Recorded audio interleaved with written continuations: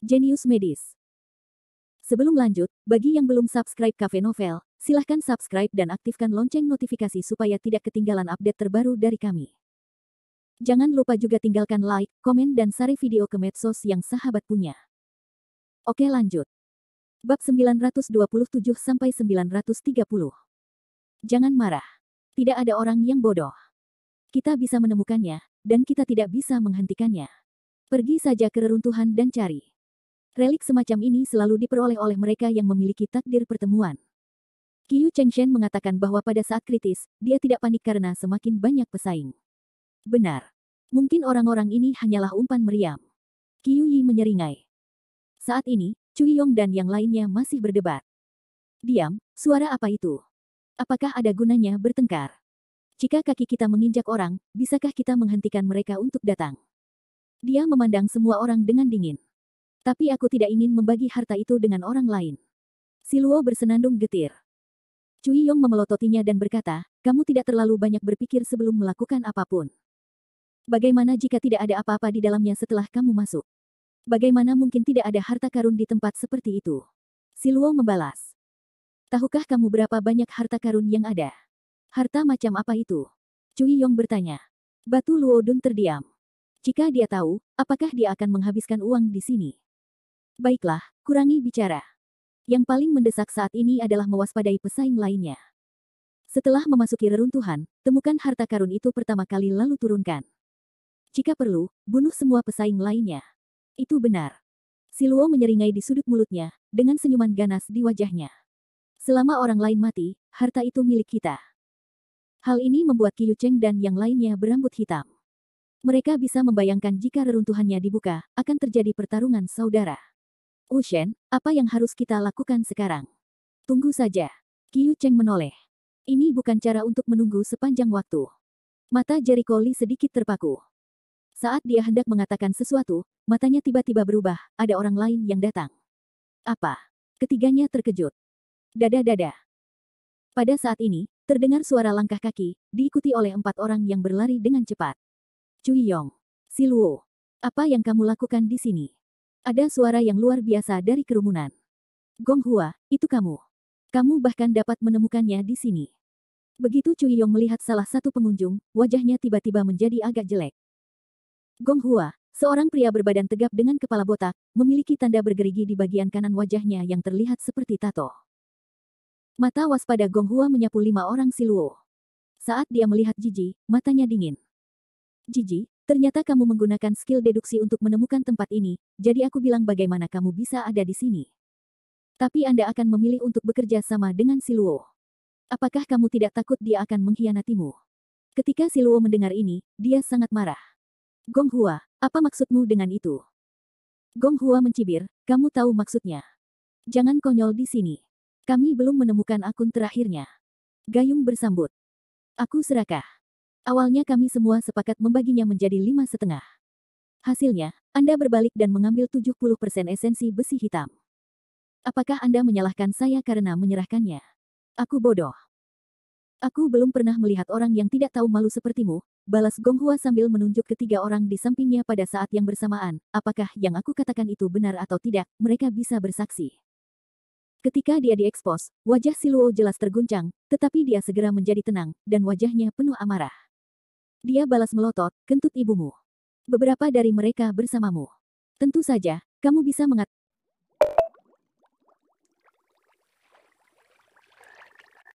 Tentu saja, kamu bisa mengatakan apapun yang kamu mau. Apakah kamu pikir orang akan percaya dengan apa yang kamu katakan? Oh. Gong Huapi tidak tertawa, sinis berkata, barang macam apa kamu, ketika orang lain buta. Saya terkejut bahwa Cui Yong mau bekerja sama dengannya. Apakah kamu tidak takut dijual olehnya? Jangan menabur perselisihan di sini. Siluo berteriak dengan marah. Gong Hua berpelukan dengan kedua tangan dan menyeringai, Tuan Zuo, jika tebakanmu benar, kamu akan bekerja sama dengannya saat kamu kekurangan tenaga, kan? Atau apakah kamu menyukai esensi besi hitam Siluo? Jika kamu menginginkan besi hitam intinya untuk membuat senjata, kamu bisa memberitahuku bahwa aku bisa memberikannya kepadamu secara langsung. Selama kamu segera mengeluarkan bajingan ini dari timmu, bagaimana dengan itu? Apa? Kerumunan itu terkejut. Si Luo sangat marah dan berteriak, dasar brengsek, Tuan Zuo, jangan dengarkan omong kosongnya, jangan percaya padanya. Dia berbohong kepadamu. Dia tidak bisa memberimu esensi besi. Mencibir dan mengeluarkan kotak brokat langsung dari tubuhnya. Begitu dia membukanya, ada 3 keping sari besi hitam cerah di dalamnya. Tuan Zuo, 3 keping sari besi ada di sini. Selama Anda bersedia mengeluarkannya, saya akan memberikannya kepada Tuan Zuo segera. Matanya sedikit berubah, otot mulutnya sedikit bergetar, dan matanya menunjukkan sedikit semangat. Namun, dia tetap tenang dan menatap Gong Hua dengan sedikit keraguan. Saya tidak tahu mengapa kamu melakukan ini. Ya. Anda tidak tahu, Tuan Zuo. Keluarga kiri saya awalnya adalah keluarga pemurnian senjata. Mereka mengetahui beberapa keterampilan pemurnian senjata dan pandai membuat senjata. Jadi saya ingin mencari beberapa elit besi hitam untuk membuat senjata yang berguna. 3 bulan lalu, saya baru saja menerima tugas komisi. Saya tidak bisa menyelesaikannya sendirian, jadi saya menemukan anjing bernama Si. Awalnya, kami telah membicarakan tentang 10 keping sari besi hitam, dan masing-masing dari kami akan mendapat 5. Sebagai hasilnya, bajingan ini mengambil 7 potong sementara aku tidak memperhatikan. Dia memalingkan wajahnya dan tidak mengenali orang lain. Dia juga memfitnahku karena membunuhnya dan ingin menelan roh besi itu sendirian. Gong Hua mengatakan itu semakin marah dia, semakin marah dia. Bagaimana aku bisa melepaskan akun ini begitu saja? Bahkan jika aku tidak menginginkannya sekarang, aku akan menyerahkannya. Esensi besi hitam yang telah dia peroleh dengan susah payah siap digunakan untuk membuat senjata. Akibatnya, dia dijebak oleh Si Luo. Untuk membalaskan dendamnya, dia berpikir untuk membiarkan Zuo Jin mengusir Si Luo dari tim, sehingga Si Luo akan ditinggalkan sendirian. Sendirian berarti dia bisa membunuh Si Luo. Ini adalah rencana Gong Hua. Kentut. Jangan memfitnahku. Si Luo menolak mengakuinya. Dia tersipu dan berkata kepada Zuo Jin dengan mendesak, Tuan Zuo, jangan percaya omong kosongnya. Alisnya terkunci dan matanya tertuju pada tangan Gong Hua. Dia jatuh ke dalam pemikiran, kesempatan bagus. Pada saat ini, Jericho Lee, yang sedang mengamati dalam kegelapan, merasa telah menemukan terobosan. Ushen, bagaimana menurutmu? Qiu Cheng tiba-tiba tidak mendengar dengan jelas, bukan dari Leng Leng, Li Jericho Li berkata, ini adalah kesempatan bagus. Kita bisa memanfaatkannya. Peluang. Apa maksudmu? Ketiganya bingung. Orang-orang ini jelas bukan kelompok yang sama. Lihat di mana mereka berdiri. Si Luo dan Gong Hua saling berhadapan di kiri dan kanan. Qiu Sui berkedip. Haha, kamu naif sekali, kata Jericho Li sambil tersenyum dan menggelengkan kepalanya, pasti bertentangan jika menyuruhmu untuk membela satu sama lain. Bab 928. Ah. Qiu Sui membuka mulutnya lebar-lebar. Mereka sering bertengkar, bukankah mereka memiliki kebencian yang mendalam? Gong Hua akan mengalahkan Xuan Tijing, memaksa Zuo Jian untuk mengusir Si Luo dari tim. Ini jelas merupakan kesalahan yang sangat dalam. Hanya ketika kita melukai musuh 1000, kita kalah 800. Qiu Cheng dan Qiu Yi juga mengangguk. Mereka mengira ini adalah kontradiksi yang mendalam, dan hanya Gong Hua yang membuat keputusan buruk. Kubilang kamu naif, sungguh naif, Jericho Lee menghela nafas dan menjelaskan dengan sabar. Perhatikan baik-baik, gerak-gerik kedua orang ini, terutama tangannya. Tangan. Qiu Cheng menatap tangan Gong Hua dan Si Luo untuk waktu yang lama dan berkata, itu normal. Tidak ada bekas luka. Jaraknya sangat jauh sehingga kamu tidak dapat melihat dengan jelas. Haha, jika kamu sedang berkonflik besar dengan seseorang dan ingin mencincangnya, apa reaksimu? Qiu Cheng tertegun dan tanpa sadar menjawab, itu pasti terkepal erat. Kuharap aku bisa memukul pihak lain sampai mati dengan tinju. Hah? Ini sepertinya ada yang salah dengan tinjunya. Qiu Yi juga terkejut dan berkata, tinju mereka belum banyak dipegang, terutama Gong Hua, yang memegang kotak brokat di tangan kirinya dan meletakkannya rata di tangan kanannya. Apa yang terjadi? Beberapa orang tidak bisa menoleh. Wajah Jericho Lee mencibir, sederhana sekali, mereka berakting. Akting. Qiu Cheng tertegun, mengapa mereka melakukan ini? Luo, perhatikan posisi beberapa orang yang berdiri di samping Si Luo, Jericho Lee menunjuk ke salah satu dari mereka. Lihat Cui Yong, dia sangat dekat dengan Si Luo, dan dia masih berdiri di punggung Si Luo, memperlihatkan punggungnya ke Cui Yong. Sungguh, apa maksudnya? Tanya Qiu Yi dengan curiga. Ketika Qiu Cheng memikirkan sesuatu, dia dengan cepat berseru, percaya. Atas nama Si Luo, dia sangat mempercayai Cui Yong. Ya. Seorang pejuang akan memberikan punggungnya kepada pejuang lain hanya jika dia sangat mempercayainya. Prajurit itu terbiasa berperang dan berkhianat. Tidak mungkin jika dia tidak terlalu percaya padanya. Kalau tidak, dia akan langsung mati. Jericho Lee menjelaskan dengan suara yang dalam.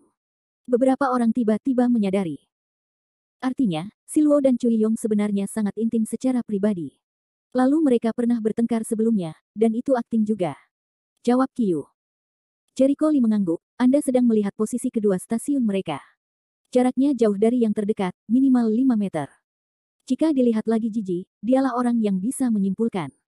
Dia berdiri di tengah-tengah kedua sisi, dan orang terakhir dalam tim berdiri di antara Zhuo Jian dan Jiji. Jika Qiu Sui memikirkannya, artinya, hubungan Zhuo Jian dengan Siluo dan Cui Yong tidak baik, atau bahkan terasing. Mungkin masih ada kebencian. Dan Jiji memilih untuk tidak berdiri di kedua sisi, menunjukkan netralitas. Yang terakhir orangnya mungkin rumput di dinding, dan dia akan jatuh ke kiri dan Jiji kapan saja. Itu benar. Jericho Lee memberikan jawaban positif. Menurut pengingatnya, ketiganya memandang Gong Hua lagi. Gong Hua tidak berdiri di depan. Ada seorang laki-laki di depannya. Punggungnya benar-benar terkena Gong Hua, yang membuktikan bahwa dia sangat mempercayai Gong Hua. Dua lainnya juga berada di belakang laki-laki itu. Di depan, tetapi mereka jauh dari Gong Hua, yang membuktikan bahwa mereka memiliki hubungan yang buruk dengan Gong Hua. Jadi orang di depan adalah inti dari tim mereka. Jericho Lee mengangguk, itu dia. Aneh. Karena Gong Hua dan Siluo berakting bersama, haruskah dia memiliki hubungan yang baik dengannya? Mengapa mereka berpura-pura pahit? Ketiga orang itu merasa sangat tidak mengerti. Siapa yang memberitahumu bahwa mereka memiliki hubungan yang baik? Jericho Lee menatap mereka dengan wajah pucat. Ketiganya tercengang. Mereka bekerja sama dalam akting, hanya untuk membuktikan bahwa mereka telah mencapai semacam kerja sama. Tokoh kunci dalam tim Gong Hua belum mengatakan sepatah kata pun hingga saat ini. Itu semua adalah kata-katanya. Saat dia dan Siluo bernyanyi dan berakting bersama, Gong Hua sebenarnya membantu tokoh inti berbicara. Bagaimana saya bisa melihatnya? Mata Qiu Cheng membelalak. Lihatlah tempat Gong Hua berdiri. Pria di depannya berjarak kurang dari 1 meter darinya. Saat Gong Hua berbicara, dia seharusnya mendapat sinyal tindakan. Kita tidak bisa melihat dengan jelas dari jarak jauh, tapi aku tidak mungkin salah. Jericho Lee sangat bertekad. Apa yang ingin dia lakukan? Semakin banyak mereka mendengarkan, semakin penasaran mereka. Bunuh Zhuo Jin. Apa? Ketiga orang itu terkejut. Bagaimana mungkin mereka ingin mati? Jericho Lee mendengus dingin, saya baru saja menjelaskan dengan jelas bahwa Cui Yong dan Siluo memiliki hubungan dekat, tetapi mereka memiliki hubungan yang buruk dengan Zhuo Jin. Mereka memiliki kebencian yang dalam. Maka Siluo dan Cui Yong pasti ingin mati. Sementara Jiji berdiri di antara kedua belah pihak, mengatakan bahwa dia netral dan tidak akan membantu siapapun, rumput di dinding berada di bawah kendali angin. Siluo dan Gong Hua telah menjadi semacam kerjasama. Gong Hua berbicara mewakilinya sosok inti yang diam. Faktanya, Siluo ingin membunuh Zhuo Jian dengan bantuan tangan sosok inti itu. Begitu. Ya, Jericho Lee menganggukkan kepalanya dengan lembut. Faktanya, mereka ingin menggunakan alasan ini untuk menguji apakah Zhuo Jin akan mengusir Siluo. Jika Siluo benar-benar diusir, Cui Yong pasti akan pergi. Diperkirakan Zhuo Jin tidak akan mengusirnya. Aku tidak tahu kapan dia menyinggung Siluo, tapi satu hal yang pasti, begitu Zhuo Jin benar-benar ingin mengusir Siluo, sosok inti di tim Gong Hua pasti akan segera mendapat masalah. Aku yakin Zhuo Jin dan dia mungkin punya masalah. Masalah juga. Jadi ini yang kamu sebut sebagai peluang bagus. Masyarakat akhirnya paham. Jika kita memanfaatkan kontradiksi di antara mereka dengan baik, masalah kita dalam ekspedisi ini akan berkurang. Jika dia bisa menyelamatkan kekuatannya, Jericho Lee pasti akan menyelamatkan kekuatannya. Sekarang dia memiliki peluang bagus, mengapa dia tidak memanfaatkannya? Jadi begitu. Ketiganya mengangguk. Ngomong-ngomong, jangan panggil aku Wu Shen lagi. Panggil saja aku Li Sao. Wu Shen akan langsung terbongkar, yang akan menimbulkan banyak masalah, Jericho Lee tak lupa mengingatkan. Saya mengerti. Jericho Lee mengingatkan lagi. Bagus. Di sisi ini, wajah kiri dan dekat berkedip-kedip, masih belum mengambil keputusan, suasana pernah menemui jalan buntu, terlihat cukup bermartabat Gong Hua mau tidak mau mengingatkannya lagi, Tuan Zhuo, saya sangat berharap Anda dapat mengusir bajingan ini. Dengan cara ini, aku bisa menghancurkannya hingga berkeping-keping. Gong Hua, dasar binatang buas. Siluo menggertakkan giginya dan berteriak kepada Zhuo Jian, Tuan Zhuo, jangan tertipu olehnya. Mungkin dia akan menganggapmu sebagai senjata. Ketika Anda benar-benar mengeluarkan saya dari tim, dia tidak akan mengakuinya. Jikang ada di sini. Jika dia tidak memberikannya, Anda tidak dapat membantunya sama sekali. Bab 929. Si Luo cepat dalam akalnya dan segera menarik Jikang, ahli paling kuat di tim Gonghua, ke dalam air. Dia menoleh dan menatap Jikang, yang belum pernah berbicara sebelumnya. Matanya agak berat. Apa pendapatmu tentang kakak Jikang? Itu bukan urusanku. Jikang, yang berdiri di depan Gonghua, tidak memiliki ekspresi yang berfluktuasi di wajahnya yang dingin. Suaranya sangat kental, dengan daya tarik yang unik. Dia berdiri di sana, dan momentumnya cukup menakutkan. Sepertinya kakak Jikang tidak mau mengurusnya. Ada ekspresi aneh di sebelah kiri. Apa hubungan timmu denganku? Jikang merasa geli. Zuo Jin sedikit mengernyit dan menatap Jikang dalam-dalam. Matanya sedikit berbinar. Dia tidak tahu apa yang dia pikirkan. Dia menarik napas dalam-dalam dan memikirkannya lama sekali. Sepertinya dia harus mengambil keputusan untuk memutuskan apakah akan mengeluarkan si Luo dari tim. Menurutku lebih baik disingkirkan. Saat ini, saya tidak tahu dari mana datangnya tawa samar. Siapa? Suara itu mengubah wajah semua orang yang hadir. Mereka tiba-tiba menoleh dan melihat ke arah suara itu. Kemudian mereka melihat seorang pemuda berusia 20-an keluar dari hutan sambil tersenyum. Siapa kamu? Yang kiri dan yang dekat mengerutkan kening dan tampak buruk. Tentu saja, Jericho Lee, diikuti oleh Qiu Cheng, yang muncul di hadapan publik. Apakah kamu di sana untuk menghindari menguping? Mata si Luo tiba-tiba menjadi suram. Jericho Lee tertawa, menguping. Terlalu banyak berpikir. Ya, kamu pasti menguping. Jangan membuatku bingung. Wajah si Luo dingin dan tajam, dan nadanya tiba-tiba meningkat. Zuo Jin melambaikan tangannya dan memandang Jericho Lee, siapa kamu? Sebutkan nama dirimu. Aku bukan siapa-siapa, tidak layak disebut, kata Jericho Lee sambil tersenyum. Zuo Jian tidak mempercayainya. Dia bolak-balik menatap Jericho Lee dengan matanya. Dia sepertinya ingin mengetahui latar belakang Jericho Lee. Bagaimanapun dia memikirkannya, dia mendapati bahwa anak laki-laki ini tidak lebih biasa daripada lebih muda. Siapa kamu? Meskipun saya tidak bisa melihat latar belakang Jericho Lee, Zuo Jian tidak menganggap Jericho Lee benar-benar orang biasa. Bagaimana orang yang bisa datang ke relik ini bisa menjadi orang biasa? Masyarakat awam akan tersesat bahkan dimakan binatang buas jika melewati hutan itu begitu saja. Kamu tidak peduli siapa aku. Kamu benar-benar menguping, katanya. Yang paling sialnya adalah mereka tidak menyadari keberadaan Jericho Lee. Sebuah kesalahan besar. Wajah orang lain tidak tampan, satu demi satu mata tidak bagus pada keempat orang Jericho Lee. Begitu ada yang tidak beres, mereka akan langsung membunuh mereka. Tidak masalah apakah aku menguping atau tidak. Yang penting adalah apakah kamu benar-benar ingin mengeluarkan orang ini dari tim. Jericho Lee tertawa dingin. Zuo Jin mengerutkan kening, apa urusanmu jika aku menendang atau tidak? Jericho Lee mengangkat bahu, ini tidak ada hubungannya denganku, tapi aku mengingatkan Zuo Tianxi bahwa kamu sebaiknya membuat keputusan dengan hati-hati, jika tidak, kamu tidak akan tahu apakah kamu dimanfaatkan. Ini secara langsung mengubah wajah Zuo Jin. Apa yang Anda maksud dengan ini? Jericho Lee mengangkat bahu, tidak berbicara, berbalik dan berlari ke platform batu untuk bermain. Penampilan arogan itu bisa membuat semua orang yang hadir marah.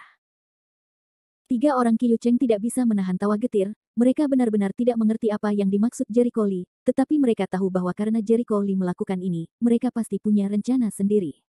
Bukankah itu akan merangsang mereka? Si Luo mengepalkan tinjunya dan menatap Jericho Lee dengan mata penuh api. Di mana bajingan kecil itu? Jika kamu tidak mau jujur lagi, aku akan meledakkanmu sampai mati dengan tinjuku. Jericho Lee menoleh ke arahnya dan menyeringai, jangan terlalu kesal. Jangan mudah tersinggung. Jika Anda terlalu tidak sabar, amarah Anda akan hilang dan rencana Anda akan hancur. Kamu si Luo sangat marah. Pembicara tidak punya niat, tapi pendengar punya niat. Awalnya, dia hanya mengira anak laki-laki yang tiba-tiba muncul itu sangat mencurigakan. Sekarang ketika dia mendengar kata-kata Jericho Lee, dia langsung terkejut. Apakah anak laki-laki itu menemukan rahasianya? Tidak mungkin. Dia belum pernah melihat anak laki-laki itu sebelumnya. Bagaimana anak laki-laki itu bisa mengetahui alur ceritanya ketika dia melihatnya pertama kali? Adapun Zuo Jian, alisnya terkunci dan dia menatap Jericho Lee. Ia selalu merasa senyuman Jericho Lee seakan tersenyum padanya, dan ada arti lain dalam perkataannya, yang sepertinya menyiratkan sesuatu padanya. Benarkah itu yang dia pikirkan? Untuk memastikan tebakannya, Zuo Jin menarik napas dalam-dalam dan bertanya dengan dingin, "Nak, jangan salahkan aku karena bersikap kasar jika kamu berpura-pura menjadi hantu lagi. Jericho Lee berkata sambil tersenyum, aku tidak berpura-pura menjadi hantu. Lagi pula, aku sangat jauh. Bahkan jika kamu ingin menyerangku, kamu harus memiliki kemampuan ini. Jika aku berlari cepat, kamu tidak bisa menyakitiku kecuali kamu lebih kuat dariku atau memainkan sesuatu yang tidak bisa kulihat. Aku hanya bisa menamparkan pantatku dan melarikan diri. Siapa tahu? Tentu saja, dia tidak berbicara omong kosong. Hampir setiap kalimat bersifat sugestif. Pertama-tama, jarak. Dia mengingatkan Anda bahwa orang-orang yang jauh darinya semuanya adalah musuh. Orang yang berada jauh darinya hanyalah Siluo dan Cui Yong kecuali tim Gong Hua. Kedua, dia tidak memiliki kemampuan untuk membunuhku. Artinya mudah bagi musuh untuk membunuhnya, namun sulit baginya untuk membunuhnya. Pada akhirnya, dia tidak tahu harus berbuat apa, yang secara langsung menyiratkan bahwa musuh berada dalam kegelapan dan dia berada dalam terang. Jika musuh menggunakan cara yang tidak diketahui, dia pasti akan mati, tapi dia tidak bisa melukai musuh sama sekali. Setelah mengatakan ini, Jericho Lee menatap Zhuo Jian sambil tersenyum. Seberapa banyak pemahaman orang ini bergantung pada kemampuan pemahaman Zhuo Jian. Itu benar. Kedua kelompok orang ini, dia tidak memilih berdiri di kelompok mana, melainkan sendiri memilih berdiri di sisi orang dekat kiri. Karena Zhuo Jian adalah guru surgawi, jika ingin menjelajahi reruntuhan, kekuatan guru surgawi cukup kuat, dan kemampuan perlindungan dirinya akan lebih kuat. Dia memperhatikan kekuatan Zhuo Jian. Jericho Lee tidak memilih Jikang karena dia melihat Jikang bukanlah teman yang cocok. Wajah Jikang adalah orang yang mudah tersinggung, dan dia terlalu pandai dalam perhitungan, kotanya terlalu dalam. Tentu saja, tidak buruk bagi Cheng Fu untuk mahir berhitung, tetapi mahir dalam berhitung adalah orang yang baik. Jikang jelas merupakan tipe orang yang lebih berbahaya dan keji, terutama Jericho Lee yang merasakan rasa jahat dan jahat dalam dirinya. Saya khawatir ini disebabkan oleh kultivasi jahat. Orang seperti itu hanya bisa menjadi musuh, bukan rekan. Bab 930. Mata Zhuo Jian sedikit berubah. Dia menatap Jericho Lee.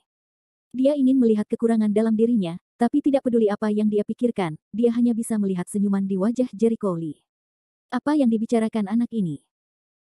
Dia dapat mendengar bahwa Jericho Lee mengisyaratkan bahwa ada orang dalam di sekitarnya dan orang-orang yang ingin menyakitinya, tetapi dia tidak mempercayainya. Dia menatap curiga ke arah Siluo, Cui Yong dan yang lainnya, lalu ke Jie dan Jikang, dan akhirnya mengerutkan kening dalam-dalam. Jericho Lee memperhatikan tindakan kecilnya dan berpikir bahwa orang ini benar-benar memahaminya, tetapi dia mungkin masih memiliki sikap skeptis, jadi dia memukul saat setrika masih panas. Zhuo Tianxi, lebih baik mengambil keputusan dengan sederhana. Penundaan akan meningkatkan risiko, tetapi juga akan membuat teman Anda menjadi eksentrik dan curiga bahwa Anda tidak cukup tegas. Karena kita ingin mengeluarkan orang, mari kita permudah. Bagaimana rasanya berlarut-larut seperti ini? Segera, Zhuo Jin menarik napas dalam-dalam dan melihat ke arah Gong Hua. Gong Hua, menurutmu apakah jika aku mengusir Siluo, aku akan memberikan 3 potong sari besi ini kepadaku? Tidak salah, suara Gong Hua, jarang dengan jejak keraguan. Nampaknya kemunculan dan gangguan Jericho Lee menggagalkan rencana awalnya, dan membuatnya mulai memiliki kewaspadaan yang kuat terhadap Jericho Lee. Bagus. Kalau begitu, aku sudah memutuskan untuk mengeluarkan Siloh. Zhuo Jian tidak lagi ragu-ragu dan memotong jalur kereta. Siluo, sekarang kamu bukan anggota timku, silakan pergi. Mulut Jericho Lee menimbulkan senyuman yang tak seorang pun bisa menyadarinya. Segalanya akhirnya berkembang ke arah yang diinginkannya. Bagus. Ada kejutan di antara kerumunan, dan beberapa orang terkejut. Wajah Gong Hua menunjukkan sedikit keterkejutan yang tak terkendali. Jelas, dia tidak menyangka Zhuo Jin akan mengusir orang. Setelah terkejut sebentar, Siluo menjadi marah dan meraung, apa maksudmu Zhuo Tianxi? Mengapa mengusirku? Intinya, Cui Yong berteriak dengan tergesa-gesa. Reaksi ini terlihat di mata Qiu Cheng, Qiu Yi dan Qiu Sui. Mereka sedikit menunduk, dan hati mereka seperti ini. Benar saja, seperti yang dikatakan Jericho Lee, Siluo dan Cui Yong memiliki hubungan dekat. Mereka biasa bertindak untuk orang lain. Dan mereka telah memperhatikan sebelumnya bahwa wajah Gong Hua jelas-jelas bingung setelah Zhuo Jin mengatakan bahwa dia telah mengusir Siluo. Melihat mereka, dia berkata dengan dingin, saya tidak ingin Anda memutuskan apa yang ingin saya lakukan. Kamu Siluo sangat marah, Tuan Zhuo, kamu pengkhianat. Jelas bahwa kami adalah anggota tim. Kami sepakat untuk menjelajahi sepotong peninggalan. Sekarang kamu mengkhianatiku seperti ini. Maaf. Itu hanya kesepakatan lisan. Wajah Zhuo Jin dingin. Dia menoleh ke Gong Hua dan berkata, baiklah, saya sudah mengusir orang sekarang. Beri aku 3 keping sari besi hitam. Gong Hua tersadar dari pingsannya dan menatap kotak brokat di tangannya. Pa. Dia menutup-tutup kotak itu dengan punggung tangannya, lalu mengambil kotak itu kembali ke dalam saku jubahnya. Melihat ini, wajah Zuo Jin tenggelam. Gong Hua, apa maksudmu? Hahaha. Gong Hua tertawa terbahak-bahak dan memandangnya dengan mengejek, kamu telah ditipu. Apa menurutmu aku akan memberimu sari besi hitam ini? Tahukah Anda nilai dari roh besi hitam ini? Bagaimana saya bisa memberi Anda apa yang telah saya peroleh dengan susah payah hanya karena Anda? Mereka tercengang. Jie dan yang lainnya tercengang. Jelas sekali bahwa Gong Hua hanya menipu Zuo Jin. Hanya Siluo dan Cui Yong yang bereaksi dengan tenang. Meskipun mereka sangat marah, tidak ada tanda-tanda keterkejutan. Reaksi ini tentu saja terjadi. Mata Qiu Cheng, yang membuat mereka menegaskan dugaan Jericho Li lagi. Kamu dia menjadi sangat marah dan wajahnya menjadi sangat jelek. Beraninya kamu berbohong padaku, bagaimana jika aku menipumu? Gong Hua dan Zhang tertawa marah, saya tidak menyangka kamu sebodoh itu, jadi kamu ditipu. Itu guru yang hebat. Saya mempermainkannya. Bahwa dia ditipu oleh Gong Hua. Mata Jericho Li di satu sisi bercanda bahwa Zuo Jian masih terlalu muda. Jika dia melakukannya, dia akan mengharapkan hasil seperti itu. Sepotong esensi besi suan dapat membuat pedang besi suan, dan itu masih dengan kualitas terbaik. Pedang seperti itu dapat memotong besi seperti lumpur, yang sebanding dengan pedang dewa perangnya. Jika dibawa ke pelelangan, harganya akan mulai ratusan juta. 3 keping sari besi adalah 3 senjata unggulan. Ada tidak perlu bicara lebih banyak tentang geometri nilai. Bagi seorang pejuang, prestasinya sendiri adalah yang pertama, dan senjata seni bela diri adalah yang kedua. Setiap orang dapat meningkatkan kekuatan dan efektivitas tempurnya sendiri.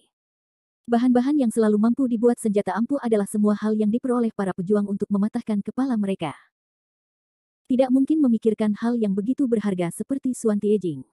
Meskipun kekuatan Gong Hua buruk, bukan berarti dia bodoh. Dasar brengsek, kamu mengkhianatiku demi beberapa potong esensi besi hitam. Siluo terlihat sangat marah dan berteriak pada Zuo Jin dengan suara dingin, tapi sekarang kamu telah dibodohi, haha. Kamu pantas mendapatkannya. Ini adalah pembalasan, baiklah. Saya ingin keluar dari tim ini, Zuo Jin tidak layak menjadi pemimpin tim. Dia menjual rekan satu timnya demi dirinya sendiri. Orang egois seperti itu pasti akan menderita jika dia mengikutinya. Cui Yong segera berdiri dan berteriak, Jiji, kalian berdua tidak pergi sekarang. Tunggu apa lagi? Jie tidak berbicara. Dia memandangnya, menoleh dan melihat sekeliling. Berdiri di tempat yang sama, dia tidak mengucapkan sepatah kata pun. Adapun rumput di sampingnya, dia memandang Zuo Jian dengan sedikit ketakutan, lalu menoleh ke Jiji, tindakannya juga langsung membuat jawabannya, dia memilih untuk tidak membantu Zuo Jian. Kali ini, Zuo Jian benar-benar terisolasi. Pilihan netralitas Jiji berarti dia tidak ada sama sekali, dan dia tidak dapat membantu Zuo Jin. Tirai ini menutupi mata Qiu Cheng dan yang lainnya, membuat beberapa orang semakin mengagumi Jericho Li. Benar saja, seperti yang dikatakan Li Shao, Cui Yong dan Siluo berada di situasi yang sama. Jika Siluo berhenti, Cui Yong juga akan berhenti. Gong Hua dan Siluo sengaja bertindak, yaitu untuk menguji reaksi Zuo Jin. Jika Zuo Jian tidak mengusir Siluo, tidak apa-apa. Jika dia mengusir Siluo, dia akan dianggap egois dan rakus terhadap roh besi hitam. Rumput dalam tim akan berdiri di sisi lain lawan karena ketakutan dan ketakutan. Ini adalah pemisahan hati dan kebajikan. Zuo Jian benar-benar sendirian sekarang. Mereka dapat meramalkan bahwa Jikang akan mencoba yang terbaik untuk melakukannya selanjutnya. Sial. Zuo Jian mengepalkan tinjunya, dan wajahnya dipenuhi amarah. Kamu bajingan, kamu mengkhianatiku. Cui Yongleng mendengus, jelas kamu mengkhianati Siluo demi beberapa potong besi hitam. Apakah kamu menyalahkan kami karena mengkhianatimu? Apakah pria egois sepertimu menunggu untuk dikhianati olehmu nanti? Kami tidak sebodoh itu.